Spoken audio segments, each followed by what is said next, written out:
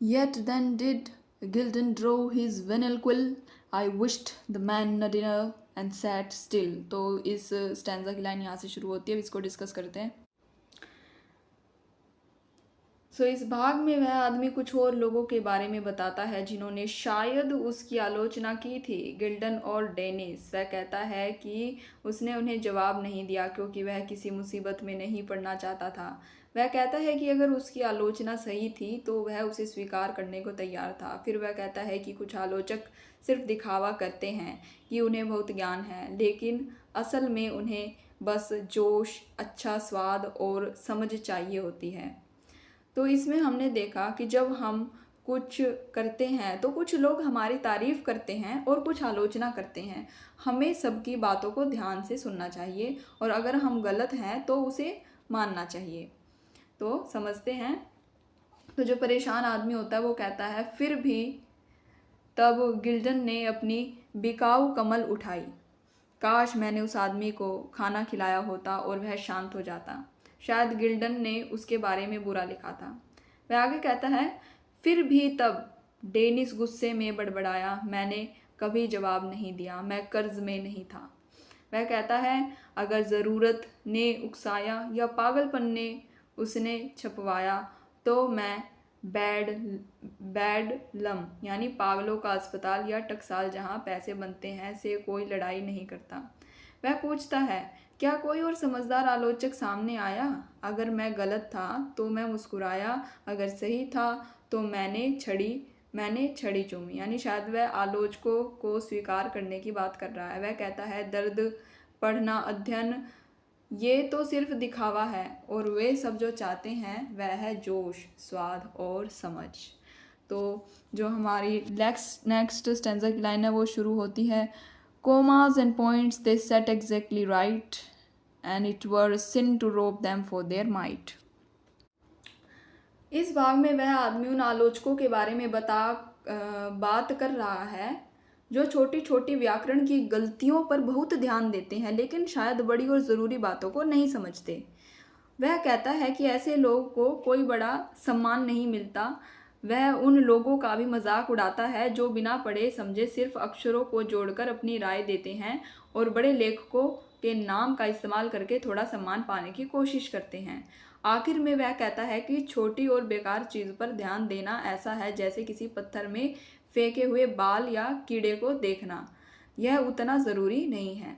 तो हमने सीखा कि सिर्फ छोटी छोटी गलतियों पर ध्यान नहीं देना चाहिए बल्कि बड़ी और ज़रूरी बातों को भी समझना चाहिए और हमें दूसरे के नाम का इस्तेमाल करके अपनी बात को बड़ा दिखाने की कोशिश नहीं करनी चाहिए। तो परेशान आदमी कहता है कि कुछ लोग कोमा और फुल स्टॉप जैसी छोटी छोटी चीज़ों को भी बिल्कुल सही जगह पर लगाते हैं और उन्हें उनकी थोड़ी सी भी राय छीनना पाप होगा। ठीक है, उनसे उनकी थोड़ी सी भी राय छीनना पाप होगा। फिर वह कहता है कि इन बुरे लोगों में से किसी को भी कभी लोरेल की पत्ती का सामान नहीं मिला, यानी लोरेल की पत्ती जीत और सम्मान का प्रतीक होता है, चाहे वह बड़े आलोचक बैठते हो या छोटे मोटे टिबार्ड्स। वह कहता है कि हर वह आदमी जो पढ़ता नहीं है, बस सरसरी तौर पर देखता और अक्षरों को जोड़ता है, हर वह शब्द पकड़ने वाला जो अक्षरों के टुकड़ों पर जीता है। यहाँ तक कि छोटे छोटे आलोचक भी मिल्टन या शेक्सपियर जैसे बड़े बड़े लेखकों के नाम के सहारे कुछ सम्मान पा सकते हैं। फिर वह कहता है, वाह बोलो, तिनको मिट्टी, कीड़ों या केंचुओं के आकार को एम्बर यानी एक तरह का पीला पत्थर में देखना कितना सुंदर है। शायद वह छोटी और बेकार चीज़ों पर ध्यान देने वाले आलोचकों का मजाक उड़ा रहा है। तो जो हमारी नेक्स्ट लाइन है स्टेंजा की वो शुरू होती है, the things we know are neither rich nor rare but wonder how the devil they got there were others angry I excuse them too well might they rage I gave them but their due. और भी line है इसके साथ, यानी बस ये stanza यहाँ से शुरू होता है। अब इसको समझते हैं। इस भाग में वह आदमी कुछ ऐसी चीज़ों के बारे में बात कर रहा है जो खास नहीं है लेकिन फिर भी महत्वपूर्ण बन जाती है। वह कहता है कि अगर दूसरे लोग उससे गुस्सा थे तो शायद उसकी वजह थी और उसने उन्हें माफ़ कर दिया। वह कहता है कि हर किसी के मन में अपनी राय होती है और घमंड अक्सर उस राय को खराब कर देता है। फिर वह एक ऐसे कवि के बारे में बताता है जो दूसरे के काम को चुराकर अपना नाम बताता है और थोड़े से पैसों के लिए कहानियाँ बदल देता है। शायद ऐसे लोगों की ईमानदारी पर सवाल उठा रहा है। तो हमने पाया कि हमने इससे समझा कि हमें दूसरों के काम का सम्मान करना चाहिए और घमंड से दूर रहना चाहिए।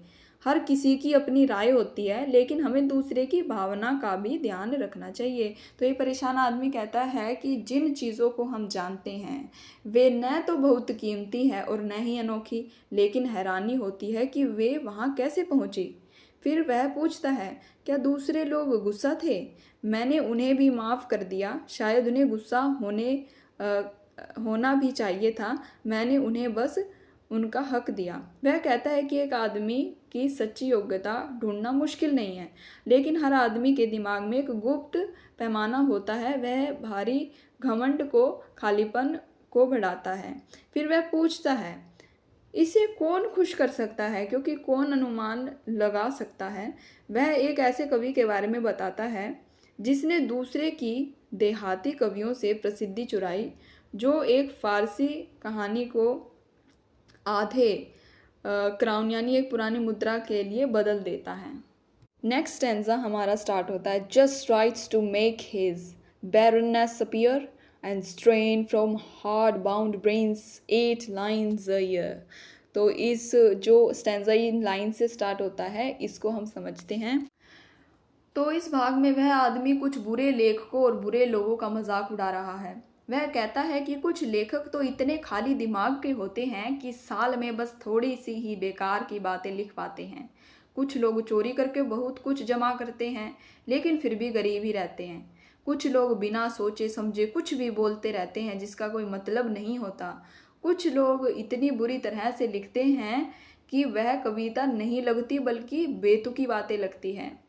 सो इससे हमने सीखा कि हमें अच्छा काम करना चाहिए और समझदारी से बोलना चाहिए। हमें खाली दिमाग और लालची नहीं होना चाहिए और हमें ऐसी बातें करनी चाहिए जिनका कोई मतलब हो। ऐसी बातें नहीं करनी चाहिए जिनका कोई मतलब ही ना हो। सो वह परेशान आदमी कहता है कि कुछ लेखक सिर्फ इसलिए लिखते हैं ताकि उनकी खालीपन दिखाई दे और वे अपने बंधे हुए दिमाग से साल में सिर्फ 8 लाइनें ही निकाल पाते हैं। वह एक ऐसे आदमी के बारे में बताता है जो चोरी करके जीता है, बहुत चुराता है, थोड़ा खर्च करता है, फिर भी उसके पास कुछ नहीं बचता।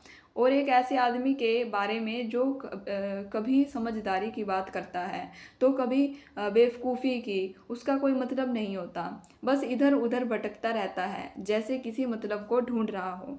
और एक ऐसे आदमी के बारे में जिसकी घटिया बातें इतनी बुरी है कि वह कविता नहीं लगती बल्कि ऐसा लगता है जैसे कोई गद्य पागल हो गया हो। गद्य यानी कोई प्रोज पागल हो गया हो। आगे की जो लाइनें हैं, all these my modest satire bade translate and owned that 9 such poets made a Tate. तो इस भाग में हमें अंत में वह आदमी कहता है कि लोगों ने उसकी सीधी सादी व्यंग्यपूर्ण बातें को भी गलत तरीके से समझा और उसे लगता है कि बहुत सारे बुरे कवियों ने मिलकर कुछ बहुत ही बुरा बनाया होगा। शायद से हमें क्या कहते हैं, जो ये लास्ट लाइन है इससे हम रैप अप कर सकते हैं कि कभी कभी जब हम सीधी और सच्ची बात भी करते हैं तो बुरे लोग उसका गलत मतलब निकाल लेते हैं और बहुत सारे बुरे लोग मिलकर कुछ भी अच्छा नहीं बना सकते। ठीक है, तो वो परेशान आदमी कहता है इन सभी बातों का उसकी मामूली सी व्यंग्यपूर्ण कविता का गलत मतलब निकाला गया और वह कहता है कि उसे ऐसा लगता है कि ऐसा 9 कवियों ने मिलकर एक टेट बनाया था। टेट शायद किसी बुरे कवि या बुरी कविता का नाम है। तो अब हमारा जो नेक्स्ट स्टैंजा की लाइन वो शुरू होती है, how did they fume and stamp and roar and chef and severe not Edison himself was safe. तो इस भाग में वह आदमी उन बुरे और गुस्से वाले लोगों के बारे में बता रहा है जिनसे एडिसन जैसे मशहूर आदमी भी डरता था। फिर वह एक अच्छे आदमी के बारे में बात करता है, शायद एक प्रतिभाशाली लेखक या कलाकार जो लोगों को खुश करने के लिए पैदा हुआ है और आसानी से सब कुछ कर सकता है। वह पूछता है कि क्या ऐसे अच्छे आदमी को दूसरे की बुरी नज़रों का सामना करना चाहिए, खासकर उन लोगों की जो उससे जलते हैं और उन कलाओं से नफरत करते हैं जिनकी वजह से वह आगे बढ़ा। वह इस अच्छे आदमी की तुलना एक ऐसे राजा से करता है जिसका कोई भाई नहीं है और जो शायद अकेला और असुरक्षित महसूस करता है। तो इससे हमने ये सीखा कि भले ही कोई बहुत अच्छा और प्रतिभाशाली हो, फिर भी बुरे और ईर्ष्यालु लोग उसे परेशान कर सकते हैं। हमें हमेशा अच्छे लोगों का सम्मान करना चाहिए और बुरे लोगों से सावधान रहना चाहिए। तो जो परेशान आदमी होता है वो कहता है कि वे कैसे धुआं धुआं हो रहे हैं, पैर पटक रहे थे, दहाड़ रहे थे और गुस्सा कर रहे थे। वह कसम खाता है कि एडिसन जैसा बड़ा आदमी भी उनसे सुरक्षित नहीं था। फिर वह कहता है ऐसे सभी लोगों की को शांति, लेकिन क्या वहाँ कोई ऐसा था जिसकी प्रतिभा चमकती है और जिसकी अच्छी शोहरत प्रेरणा देती है, जो हर हुनर और कला के लोगों को खुश करने के लिए पैदा हुआ है और आसानी से लिख सकता है, बात कर सकता है और जी सकता है। कैसा आदमी को जो अकेला राज करने का बहुत शौकीन है, एक भालू की तरह जिसके सिंहासन के पास कोई भाई नहीं है। उसे तिरस्कार भरी फिर भी ईर्ष्यालु नज़रों से देखना चाहिए और उन कलाओं से नफरत करनी चाहिए जिन्होंने उसे ऊपर उठाया। नेक्स्ट स्टैंजा की शुरुआत हमारी होती है, Damn with faint praise, assent with civil leer, and without sneering, teach the rest to sneer. तो इस भाग में वह आदमी बुरे लोगों के बारे में और बता रहा है। वह कहता है कि उसकी तारीफ झूठी होती है, उनकी सहमति में दिखावा होती है और वे खुद तो हंसते नहीं लेकिन दूसरों को हंसना सिखाते हैं, शायद दूसरों का मजाक उड़ाते हैं। वे दूसरों को नुकसान पहुंचाना चाहते हैं लेकिन डरते हैं। वे बस दूसरों में कमियां निकालते हैं और उन्हें नापसंद करते हैं लेकिन हिचकिचाते हैं। वे कभी तारीफ करते हैं तो कभी बुराई, लेकिन दोनों में दिखावा होता है। वे डरपोक, दुश्मन और शक करने वाले दोस्त की तरह होते हैं। वे मूर्खों से भी डरते हैं क्योंकि वे चापलूसों से घिरे रहते हैं। वे ऐसे एहसान करने वाले बनते हैं जो कभी किसी का असली भला नहीं करते। वे केटो के एक पुराने नेता की तरह अपनी छोटी सी दुनिया में नियमित बनते हैं और अपनी ही तारीफ सुनते रहते हैं। तो इससे हमने ये सीखा कि हमें ऐसे बुरे और दिखावटी लोगों से सावधान रहना चाहिए जो सिर्फ अपना फ़ायदा देखते हैं और दूसरे को नीचा दिखाते हैं। हमें हमेशा सच्चे और ईमानदार रहना चाहिए। तो परेशान आदमी कहता है, फ़ी की तारीफ धिक्कार हो, दिखावटी मुस्कान के साथ सहमति और बिना हंसे दूसरे को हंसना सिखाओ, घाव करने को तैयार फिर भी मारने से डरो, बस एक गलती बताओ और नापसंद करने में हिचकिचाओ, दोष देने या सराहना करने में एक जैसे आरक्षित, एक डरपोक दुश्मन और एक संदिग्ध दोस्त। मूर्खों से भी डरो, चापलूसों से घिरे रहो और इतने एहसान करने वाले बनो कि कभी एहसान न करो। केटो की तरह अपनी छोटी सी सभा को कानून दो और अपनी ही वाहवाही पर ध्यान दो। सो जो नेक्स्ट हमारे स्टैंजा की लाइन है वो शुरू होती है, While wits and Templars every sentence raise and wonder with the foolish face of praise। तो अब इस स्टैंजा को समझते हैं। इस भाग में वह आदमी उन लोगों का मजाक उड़ा रहा है जो मूर्खतापूर्ण बातें की भी झूठी तारीफ करते हैं। वह कहता है कि ऐसे लोगों को देखकर हंसी आती है, लेकिन अगर वहाँ एटिकस जैसा कोई समझदार होता तो शायद उसे दुख होता। फिर वह सोचता है कि अगर उसका नाम हर जगह मशहूर हो जाए तो क्या होगा, लेकिन वह कहता है कि उसे ऐसे लोगों से कोई सम्मान नहीं चाहिए जो सिर्फ लिखते हैं। वह उनसे दूर ही रहना चाहता है, जैसे पुराने समय में राजा अपनी प्रजा से दूर रहते थे। शायद वह यह कहना चाहता है कि उसे आम लोगों की राय की परवाह नहीं है। तो इससे हमें सीखने को मिला कि हमें हमेशा सच्ची और समझदारी वाली बातों की कद्र करनी चाहिए और झूठी तारीफ़ों से दूर रहना चाहिए, और हमें हर किसी की राय को बहुत ज़्यादा महत्व नहीं देना चाहिए। तो वो परेशान आदमी कहता है कि जब बुद्धिमान लोग और टेम्पलर, शायद किसी खास समूह के लोग, हर वाक्य को ऐसे उठाते हैं और मूर्खतापूर्ण चेहरे के साथ प्रशंसा करते हैं तो कौन नहीं हंसेगा, और अगर वहाँ एटिकस जैसा कोई होता तो कौन नहीं रोएगा। एटिकस एक समझदार और सम्मानित व्यक्ति था। फिर वह पूछता है कि अगर उसका नाम दीवारों पर या खंभों पर बड़े अक्षरों में लिखा हो तो क्या होगा। अगर कोई उसकी बातें हवा में पंखों पर उड़कर दूर दूर तक फैल जाएं, जैसे 100 फेरी वालों का सामान। वह कहता है कि उसने लिखने वाले लोगों से कोई सम्मान नहीं चाहा, वह उनसे दूर रहा जैसे एशियान राजा अपनी प्रजा की नज़रों से दूर थे। नेक्स्ट हमारा स्टैंजा शुरू होता है, poems I heed it now we rhythm so long no more than thou great George a birthday song. तो इस सेंटेंस को पूरे को समझते हैं। तो इस भाग में वह आदमी अपनी कविताओं और अपने जीवन के बारे में बता रहा है। वह कहता है कि उसने अपना समय ऐसे लोगों के साथ नहीं बिताया जो सिर्फ अपनी तारीफ करते हैं। वह एक बूफो नाम के आदमी से तंग आ गया था जो शायद एक बुरा कवि था, और उसने उस जगह को छोड़ दिया जहाँ कविताएं लिखी जाती थी। वह खुद को अपोलो की तरह महान मानता था और कहता था कि बूफो जैसे लोग सिर्फ चापलूसी करते थे और खाते पीते थे।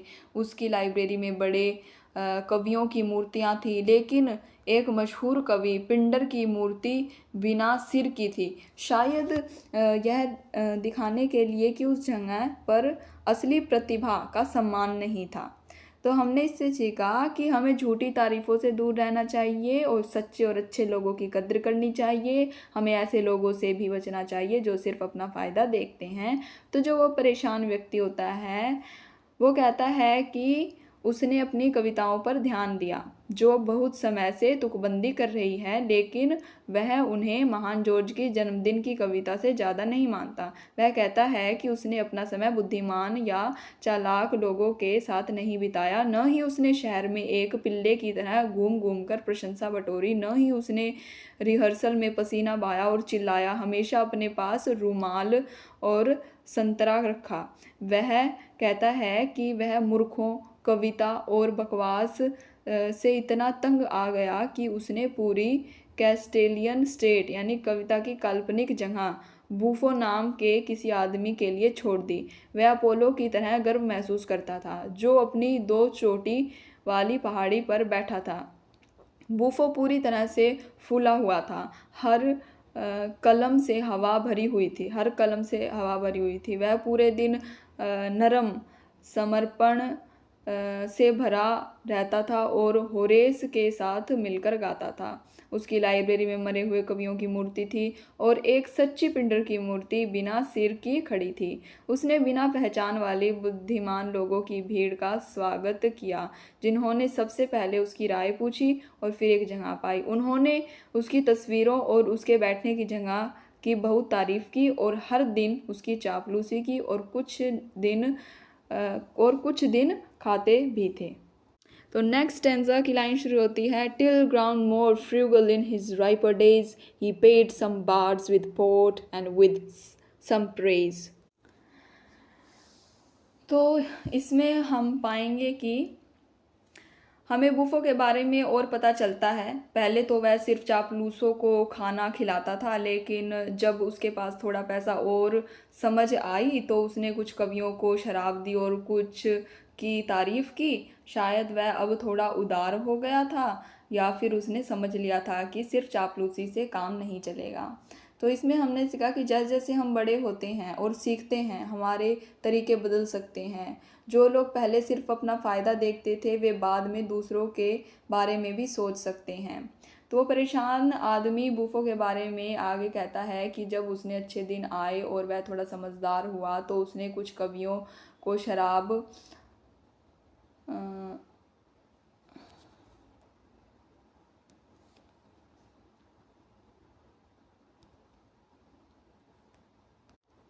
पोट से और कुछ को तारीफ़ों से नवाजा। तो इसके आगे की लाइनें स्टार्ट होती है। To some dry rehearsal was a sign and others harder still he paid in kind. तो इस भाग में वह आदमी कुछ लोगों के बारे में बता रहा है जिन्होंने शायद अच्छा काम नहीं मिला। वह कहता है कि ड्राइडन नाम का एक बड़ा लेखक उसकी आलोचना से बच गया। फिर वह कहता है कि बड़े लोग दयालु होते हैं और जिन लोगों को वे पहले तकलीफ़ देते हैं उनकी बाद में मदद भी करते हैं। आखिर में वह दुआ करता है कि अच्छे लेखकों को अच्छा सहारा मिले और हर बुरे लेखक को वैसा ही बुरा साथी मिले जैसा बुफो था।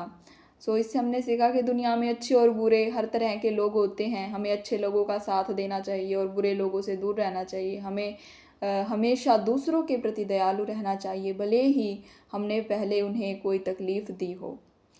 वह परेशान आदमी कहता है कि कुछ लोगों को एक नीरस रिहर्सल सौंपी गई थी और दूसरे को जो और भी मुश्किल था उसी तरह का बदला मिला। वह कहता है कि ड्राइडन अकेला इस आलोचना भरी नज़र के पास नहीं आया। ड्राइडन अकेला ही इस जज करने वाली आँख से बच गया। फिर वह कहता है लेकिन फिर भी महान लोगों के पास दया बची रहती है। वह उन्हें दफनाने में मदद करता है जिन्हें उसने भूखा मारने में मदद की थी। वह दुआ करता है काश कोई खास संरक्षण हर बूढ़ी हंस की कलम को आशीर्वाद दे, काश हर बावियस को उसका बूफो मिलता रहे। नेक्स्ट स्टैंजा जो है हमारा शुरू होता है। So when a statement wants a day defense or envy holds a whole week's war with sense। तो इसको डिस्कस करते हैं। फिर हम इसमें देखते हैं कि वह आदमी बड़े नेताओं और ईर्ष्यालु लोगों के बारे में बात करता है जो अपनी मूर्खता से दूसरे को परेशान करते हैं। वह कहता है कि ऐसे मूर्खों से दूर रहना ही अच्छा है। फिर वह उन महान लोगों को धन्यवाद देता है जिन्होंने उसे खुश रहने दिया और उसे एक ऐसे प्रतिभाशाली व्यक्ति के बारे में लिखने का मौका दिया जिसे दुनिया ने नज़रअंदाज कर दिया और जो अकेला मर गया। वह कहता है कि उस प्रतिभाशाली व्यक्ति के बेदाग जीवन का एकमात्र फल उसकी कविता है और कविसबरी नाम की कोई महिला उसकी मौत पर दुख जता रही है। इसका मतलब है कि दुनिया में बुरे और मूर्ख लोग हमेशा रहेंगे, लेकिन हमें अच्छे और प्रतिभाशाली लोगों को याद रखना चाहिए, भले ही दुनिया उन्हें भूल जाए। और हमारी कला और हमारी कविताएं उन लोगों को हमेशा जीवित रख सकती है जिन्हें हम प्यार करते हैं और जिनका हम सम्मान करते हैं। तो ये परेशान आदमी कहता है कि जब कोई बड़ा नेता एक दिन के लिए बचाव चाहता है या ईर्ष्या समझदारी के साथ पूरे हफ्ते युद्ध करती है या मामूली घमंड चापलूसी की मांग करता है तो मूर्ख एक एक करके उससे दूर हो जाते हैं। दोबारा समझते हैं। ये परेशान आदमी कहता है कि जब कोई बड़ा नेता एक दिन के लिए बचाव चाहता है या ईर्ष्या समझदारी के साथ पूरे हफ्ते युद्ध करती है या मामूली घमंड चापलूसी की मांग करता है तो मूर्ख एक एक करके उससे दूर हो जाएं। वह कहता है महान लोग धन्य हो क्योंकि जिन्हें वे ले गए और जिन्हें उन्होंने मुझे छोड़ा क्योंकि उन्हें मुझे यानी खुश छोड़ा।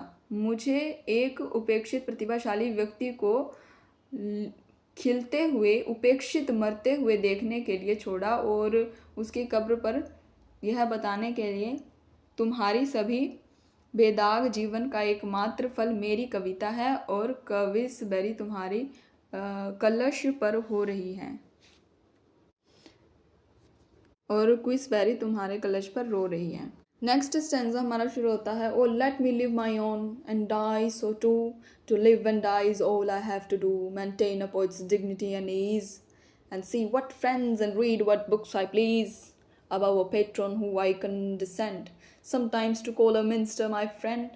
I was not born for courts or great affairs. I pay my debts, believe and say my prayers, can sleep without a poem in my head, nor know if Dennis be alive or dead. तो अब इसको interpret करते हैं। तो इस भाग में वह आदमी कहता है कि वह बस अपनी तरह से शांति से जीना और मरना चाहता है। उसे एक कवि के रूप में सम्मान चाहिए और वह अपनी पसंद के दोस्त रखना और किताबें पढ़ना चाहता है। वह कहता है कि वह अमीर लोगों से ऊपर है और उसे बड़े कामों में कोई दिलचस्पी नहीं है। वह अपना कर्ज चुकाकर भगवान में विश्वास करके और प्रार्थना करके खुश है। वह रात को शांति से सोना चाहता है और उसे यह भी परवाह नहीं कि डेनिस नाम का कोई आदमी जीवित है या नहीं। शायद डेनिस कोई एक ऐसा व्यक्ति था जिसने उसे पहले परेशान किया था।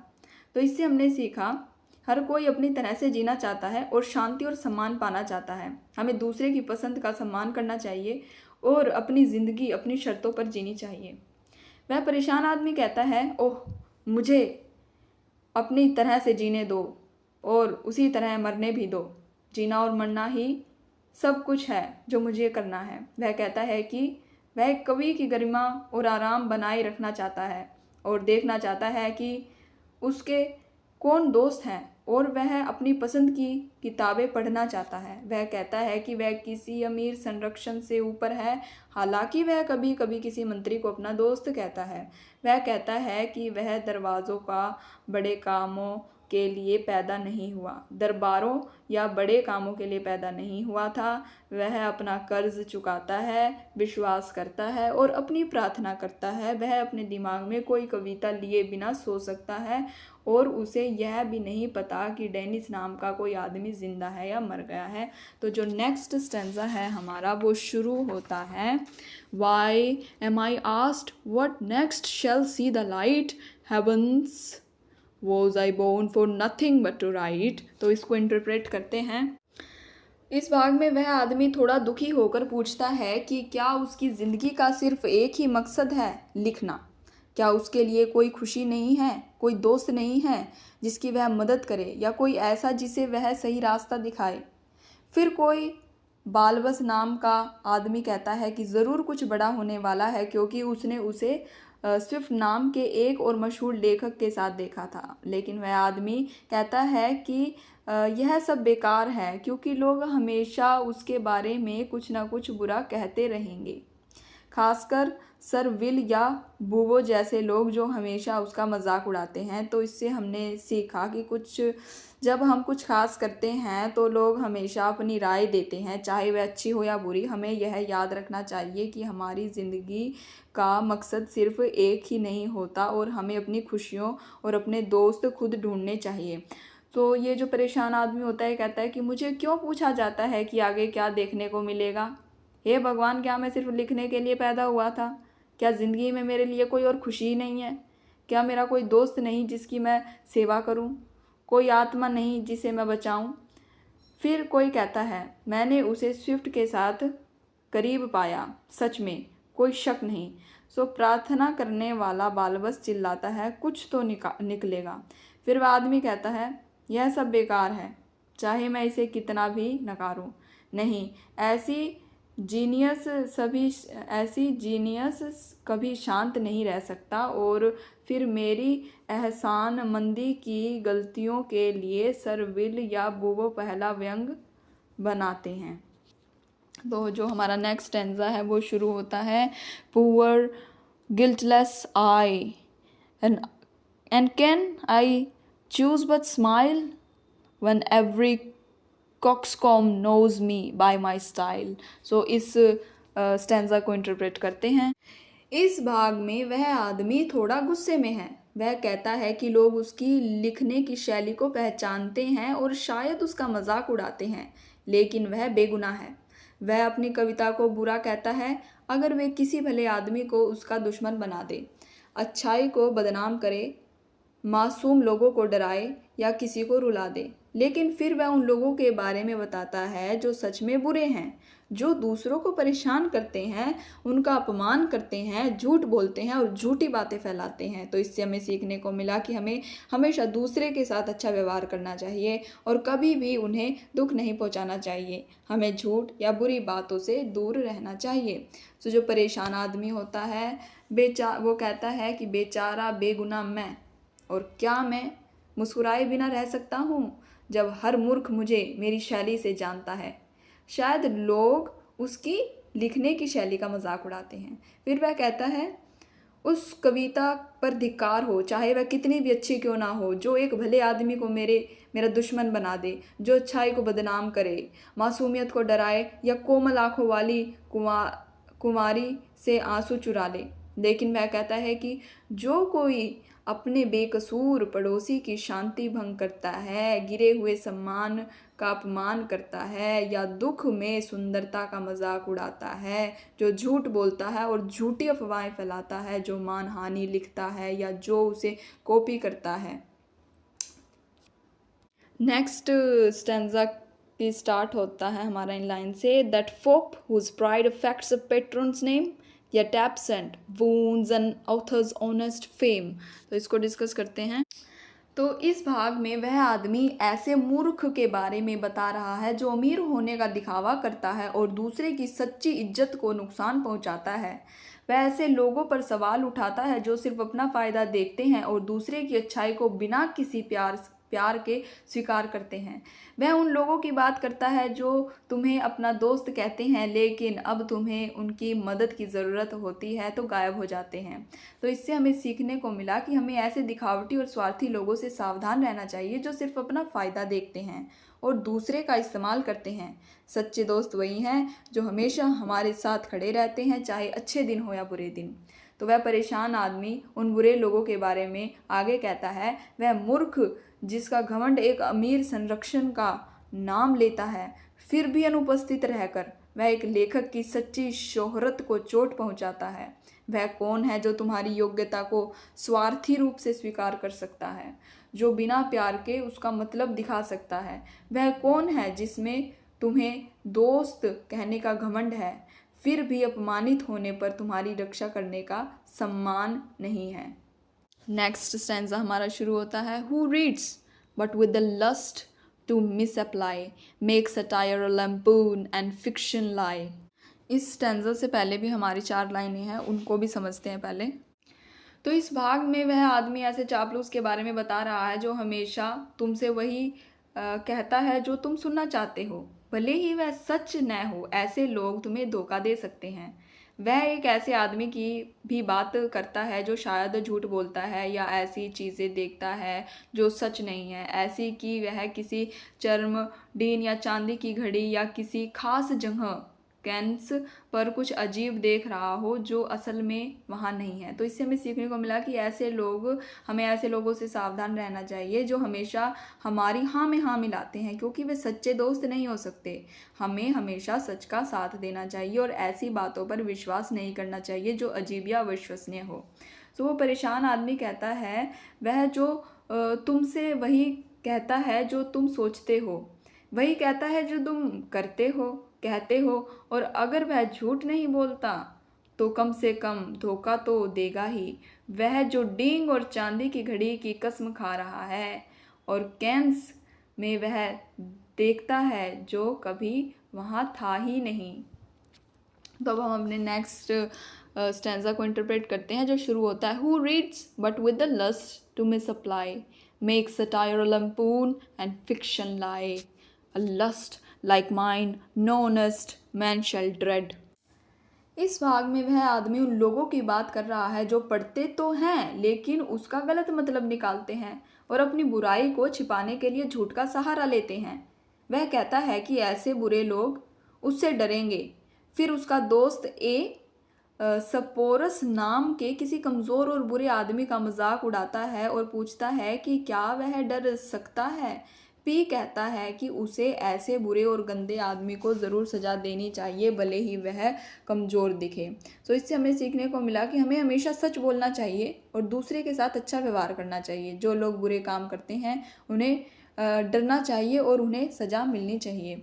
तो परेशान आदमी कहता है, वह जो पढ़ता है लेकिन गलत मतलब निकालने की इच्छा से व्यंग को एक निंदात्मक कविता और झूठ को सच बनाता है, मेरे जैसे को कोई ईमानदार आदमी नहीं डरेगा। मेरे जैसा कोई ईमानदार आदमी नहीं डरेगा, लेकिन ऐसे सभी बड़बड़ाने वाले मूर्ख उसकी जगह पर कांपेंगे। फिर ए नाम का दोस्त पूछता है, क्या वह रेशम का कीड़ा, गधी के दूध का वह सफ़ेद दही स्पोरस कांपेगा? क्या स्पोरस मशहूर कर सकता है? वह कौन है जो एक तितली को पहिए पर तोड़ता है? इस पर पी नाम का परेशान आदमी कहता है, फिर भी मुझे इस सुनहरे पंखों वाली कीड़े के फड़फड़ाने दो। मिट्टी का यह रंग हुआ बच्चा जो बदबू मारता है और डंक मारता है। नेक्स्ट स्टेंजा की लाइंस शुरू होती है, whose bards the witty and the fair annoy, yet wit nurse tastes and beauty nurse joys. So इसको इंटरप्रेट करते हैं। तो इस भाग में वह आदमी स्पोरस की तुलना एक ऐसे कीड़े से करता है जिसकी आवाज़ सबको परेशान करती है, लेकिन वह खुद किसी अच्छी चीज़ का आनंद नहीं लेता। वह उसकी तुलना उन कुत्तों से करता है जो खेल देखकर खुश होते हैं लेकिन उन्हें पकड़ नहीं सकते। उसकी हमेशा बनी रहने वाली मुस्कान उसकी अंदर की खालीपन को छुपाती है, जैसे उथली नदी में बस थोड़ी सी लहरें होती है। वह कहता है कि स्पोरस बिना सोचे समझे सजी हुई बातें करता है, जैसे कोई कठपुतली किसी के कहने पर बोलती है। वह उसकी तुलना नीव के कान में फुसफुसाने वाले जहरीले मेंढक से भी करता है जो बुराई फैलाता है। सो इससे हमें सीखने को मिला कि हमें ऐसे लोगों से सावधान रहना चाहिए जो बाहर से तो अच्छे दिखते हैं लेकिन अंदर से बुरे और खाली होते हैं। उनकी बातें खोखली होती है और वे दूसरों को नुकसान पहुंचा सकते हैं। तो वो परेशान आदमी स्पोरस नाम के उस बुरे आदमी के बारे में आगे कहता है, जिसकी भिन भिनाहट बुद्धिमानों और सुंदरों को परेशान करती है। फिर भी बुद्धि कभी उसे पसंद नहीं करती और सुंदरता कभी उसका आनंद नहीं लेती। अच्छी नस्ल के स्पेनियल एक तरह के कुत्ते खेल की बड़बड़ाहट में खुशी मनाते हैं जिसे वे काट नहीं सकते। उसकी हमेशा बनी रहने वाली मुस्कान उसकी खालीपन को दिखाती है, जैसे उथली नदी हर जगह छोटी छोटी लहरें बनाती है, चाहे वह सजी हुई कमजोरी में बोले और जैसे ही फुसफुसाने वाली सांस लेती है। कठपुतली ची ची करती है या ईव के कान में एक जाना पहचाना मेंढक आधा झाग आधा जहर खुद को बाहर थूकता है। और हमारा जो नेक्स्ट स्टेंजा है उसकी लाइंस शुरू होती है, इन पन्स और पॉलिसीज और टेल्स और लाइस और स्पाइट और स्मट और रिद्म और blasphemies is wit all seesaw between that and this. तो इसको इंटरप्रेट करते हैं। तो इस भाग में वह आदमी स्पोरस की तुलना एक ऐसे झूले से करता है जो कभी ऊपर जाता है तो कभी नीचे। वह कभी अच्छा बनने की कोशिश करता है तो कभी बुरा। वह कहता है कि स्पोरस एक अभयचर प्राणी की तरह है जो दोनों तरह से बुरे काम कर सकता है, चाहे वह मूर्खतापूर्ण बातें सोचना हो या बुरे इरादे रखना हो। वह हर जगह अलग अलग तरह से व्यवहार करता है। टॉयलेट पर मूर्ख बनता है और मेज पर चापलूस। वह कभी औरतों की तरफ चलता है तो कभी मर्दों की तरफ करता है। वह कहता है, रब्बियों ने भी ईव को बहकाने वाले शैतान को इसी तरह बताया था जो बुराई करने के लिए किसी भी रूप में आ सकते हैं। तो इससे हमें सीखने को मिला कि हमें ऐसे धोखेबाज लोगों से सावधान रहना चाहिए जो अपनी बुराई को छिपाने के लिए अलग अलग रूप धारण करते हैं। हमें हमेशा सच्चे और ईमानदार रहना चाहिए, चाहे हम कहीं भी हों और किसी से भी बात कर रहे हों। तो जो परेशान आदमी होता है स्पोरस नाम के उस बुरे आदमी के बारे में आगे कहता है, चाहे वह पहेलियों में हो या नीतियों में या कहानियों में या झूठ में या द्वेष में या गंदी बातों में या तुकबंदियों में या निंदा में, उसकी बुद्धि एक झूले की तरह है। उसके ऊपर कभी नीचे कभी मालिक बनता है। ठीक है, कभी ऊपर कभी नीचे कभी मालिक बनता है, कभी चूक जाता है और वह खुद एक नीच विरोधाभास है। फिर वह कहता है, अरे अभयचर प्राणी जो दोनों तरफ से काम करता है, चाहे वह तुच्छ दिमाग हो या भ्रष्ट दिल, टॉयलेट पर मूर्ख, मेज पर चापलूस, कभी एक महिला की तरफ चलता है, कभी एक लॉर्ड की तरफ पकड़ता है। ईव के प्रलोभक को रब्बियों ने इसी तरह व्यक्त किया है। बाकी के पार्ट्स नेक्स्ट वीडियो में हम क्लियर करेंगे।